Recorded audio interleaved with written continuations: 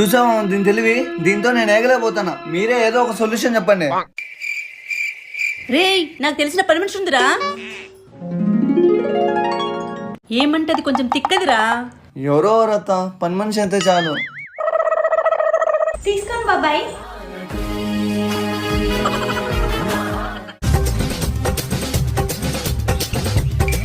ఎవరమ్మా మీరు? పియ్యం కావాలన్నారుగా, అందుకే వచ్చా. పియమ్మా? హో, పని మనిషా. ఇంతకీ మీ పేరు? రిచ్చక్క. అదేంటి కొత్తగా ఉంది? మేం పేదోళ్ళం కదా గారు, మా బతుకుల్లో ఎట్లా రిచ్ ఉండదు, కనీసం మా పేరులైనా ఉండాలిగా. అబ్బో సర్లే, పని చూసుకో.